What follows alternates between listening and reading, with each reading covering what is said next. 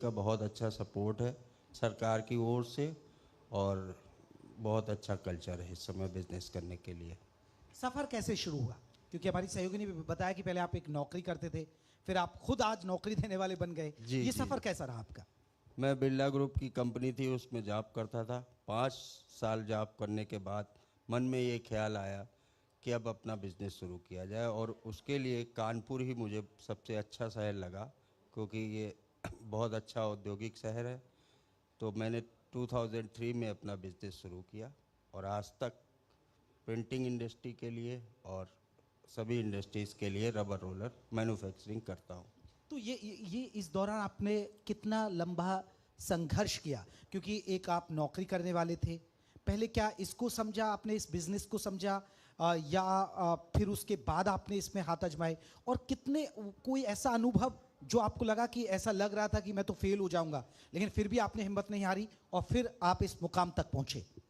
कई बार बहुत निराशा हाथ लगी लेकिन बहुत अपने ऊपर कॉन्फिडेंस रख के और मेरे सभी सहयोगियों का, फैक्ट्री के स्टाफ का और मदर फादर का भी विशेषकर बहुत बड़ा योगदान रहा, जिसकी वजह से कभी मुझे कोई चैलेंजिंग नहीं लगा और मैं इस सफ़र तक पहुंचा। सर, आपने कैसे सोचा कि आप ये इसकी शुरुआत करने जा रहे हैं और आज आप मैक्सिमम जगह इसकी सप्लाई होती है, तो कैसे आपने इसको, आपको कैसे ध्यान आया, क्या सोचा आपने? क्योंकि आपकी स्टोरी बहुत मोटिवेशनल है, वो ज़रा स्टोरी हमारे दर्शकों को बताइए।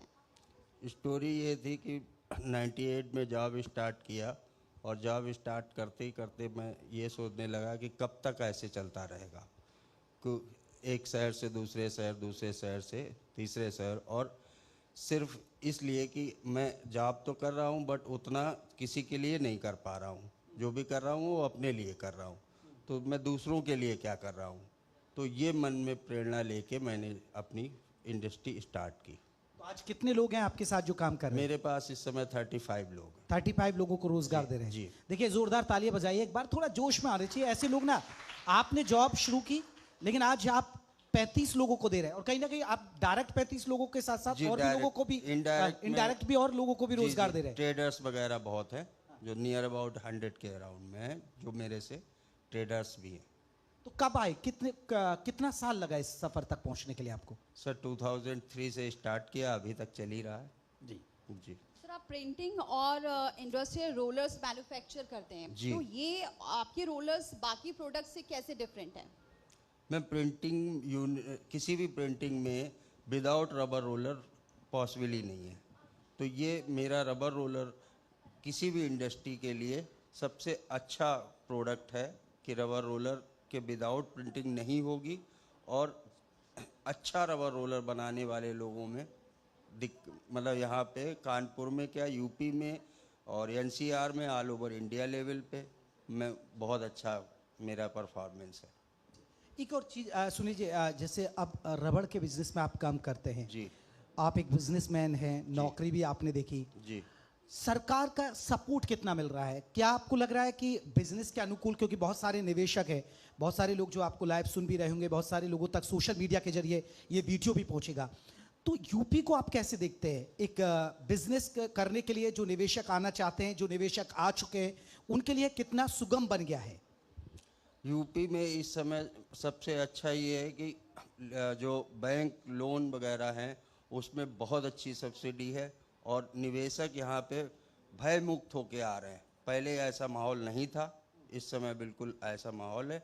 किसी भी कंट्री से यहाँ आने के लिए और हम लोगों को एक्सपोर्ट करने के लिए भी कोई दिक्कत नहीं महसूस हो रही। बहुत अच्छा सपोर्ट है उत्तर प्रदेश में सरकार का और केंद्र सरकार का भी। सर, अगर बात करें जो मैन पावर की बात करते हैं, उसमें आप स्किल देखते हैं या फिर उनके टैलेंट को देखते हैं, उसको कैसे आगे बढ़ाते हैं फिर? मैम स्टार्टिंग यही करते हैं कि पहले मैं लेबर रखता हूँ और उसको अपने यहाँ ट्रेंड करता हूँ। ट्रेंड करने के बाद ही मैं उसको स्किल्ड बनाता हूँ और ये इन हाउस ही करता हूँ मैं अपने सवाल पर फिर लौटता हूँ। जैसे जी। आपने सरकार की बात कही, जी। लेकिन एक व्यापारी के लिए एक बहुत ज़रूरी होता है सिंगल विंडो सिस्टम। जी। वो नज़र आ रहा है अभी आप क्या, या फिर अभी भी आपको लग रहा है कि नहीं, अधिकारियों के साथ दिक्कत होती है बिजनेस करने को लिए, सिंगल विंडो सिस्टम एक ऐसा होना चाहिए जिससे व्यापार को और अच्छा सुगम हो सके आपका?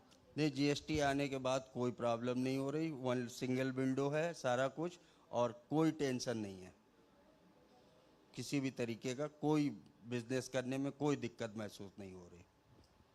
ये जो टैरिफ का असर है क्या यहाँ पे भी नजर आ रहा है? कानपुर की अगर बात करें, कानपुर थोड़ा सा टैलेंट के उसमें थोड़ा सा पीछे है, जो भी कारण हो उसके पीछे मैं नहीं बता सकता हूँ, लेकिन ये ज़रूर है कि कानपुर थोड़ा सा पीछे है। सुनील जी, आपने जिक्र किया कि 35 लोगों को अभी रोजगार दे रहे हैं डायरेक्ट तौर पर, लेकिन इनडायरेक्टली आप 100 लोगों को रोजगार दे रहे जी। हैं। मेरा सवाल है, आप सुनील सिंह का अगला लक्ष्य क्या है? क्या विजन लेकर चल रहे हैं कि देखिए मैं ये करूंगा अब अपनी इस इंडस्ट्री में? और कानपुर के अलावा क्या आप सिर्फ कानपुर तक ही हैं या अब आगे भी आप जा रहे हैं इस बिजनेस को बढ़ाने के लिए?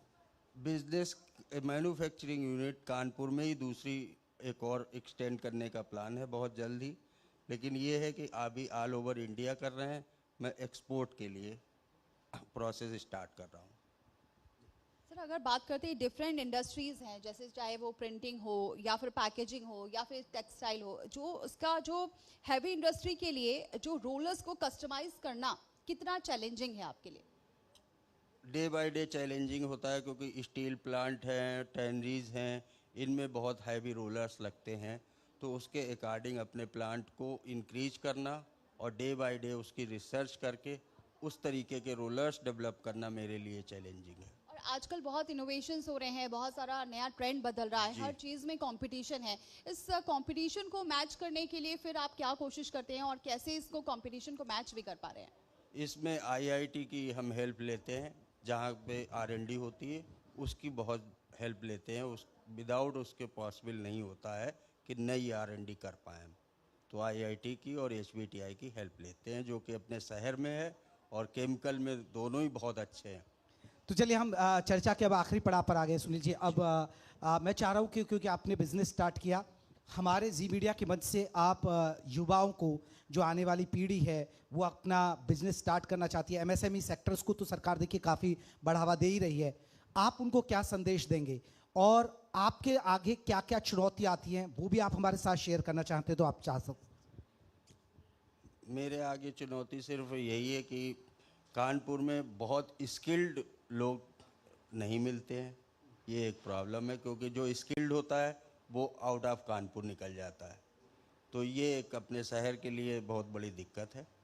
और दूसरा ये जो यंग जनरेशन आ रही हो उसके लिए यही है कि न्यू इनोवेशन के साथ वो अपना सफ़र शुरू करें, और सरकार का बहुत अच्छा सपोर्ट रहता है, वो इस बात से न डरें कि फाइनेंशियल सपोर्ट कैसे मिलेगा, वो बहुत अच्छा सरकार का सपोर्ट एमएसएमई के लिए, स्टार्टअप के लिए बहुत अच्छे अच्छे सपोर्ट्स हैं। रबर प्रोडक्ट्स की बात करें, इसके एक्सपेंशन, इसके फ्यूचर को लेकर आप क्या सोच रहे हैं? फ्यूचर में यही है, रबर रोलर ही बनाएंगे, दूसरा कोई प्रोडक्ट नहीं डेवलप करेंगे, और इसी में अपना सफ़र आगे तक ले जाएंगे।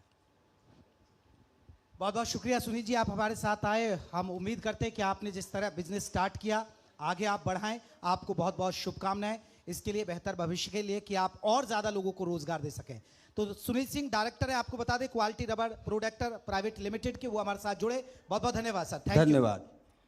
बहुत बहुत धन्यवाद सुनील सिंह जी, जिन्होंने बताया कि कैसे उन्होंने जॉब छोड़ी, उसके बाद इतना बड़ा एम्पायर खड़ा किया है और मकसद उनका ये है कि ज़्यादा से ज़्यादा लोगों को रोजगार दिया जा सके।